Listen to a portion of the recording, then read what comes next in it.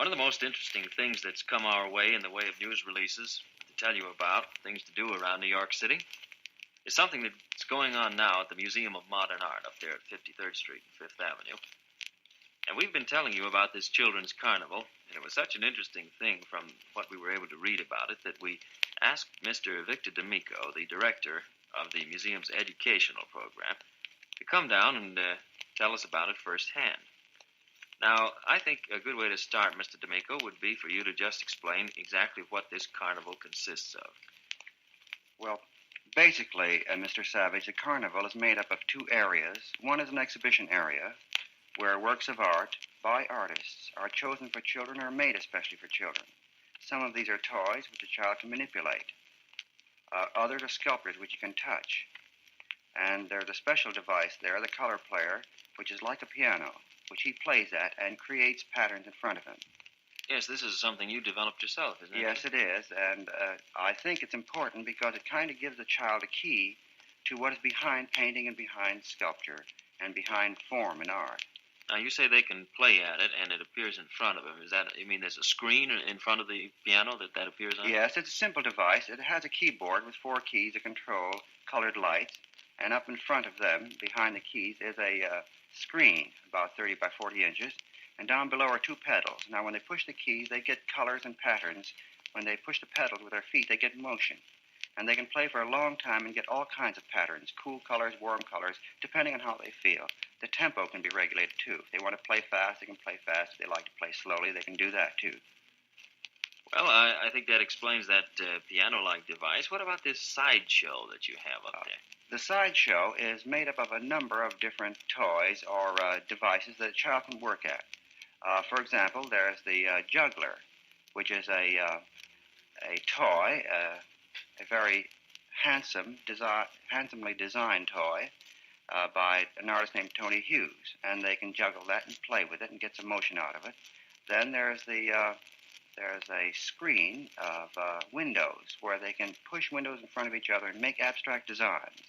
And then another place they can push a button and they see modern works of art, masterpieces by Chagall and Matisse and Picasso and others. Do they understand the abstract works of artists like that? Well, as a matter of fact, young children of the ages of 4 to 8 have a natural understanding of abstraction. They almost never say what it is because they enjoy color and they enjoy pattern for its own sake.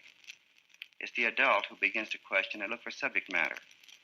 Very interesting point. You say 4 to 8. You mean that would be the age group that you're primarily interested in attending this? That's all that can attend this, and we have opened it to them because I think they are the ones that are most denied in a museum. Museums are not built for children. They're built for adults. And if a 4-year-old comes into the museum, for example, he sees practically nothing. He sees the bottoms of things.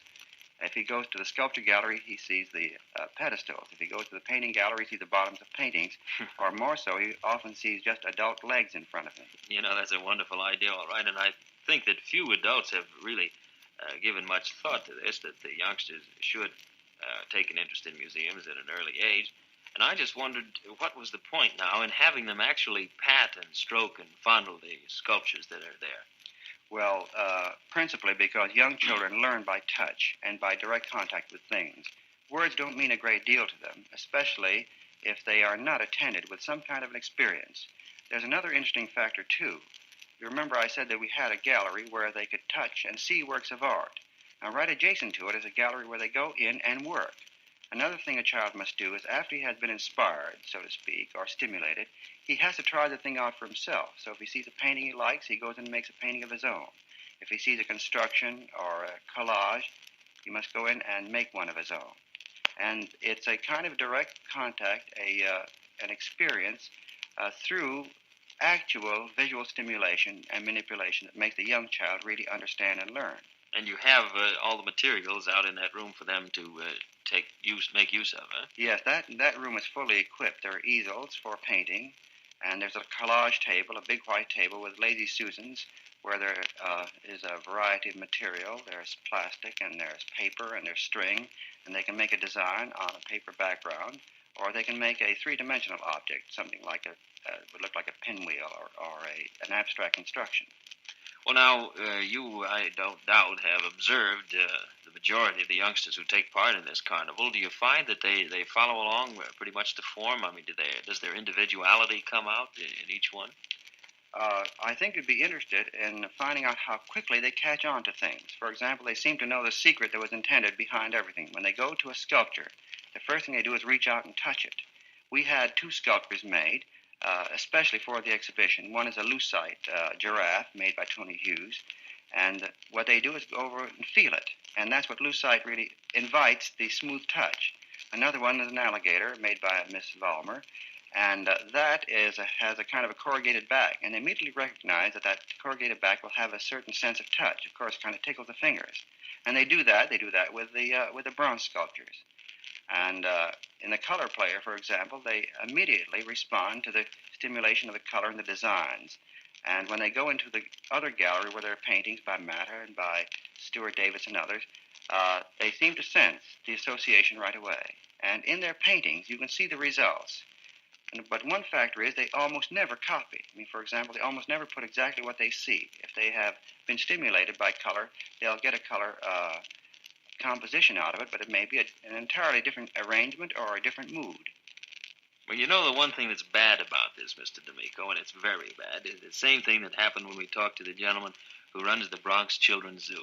He makes it sound so inviting and so interesting, and then tells us that the adults have to stay out. Now, what's your provision for that?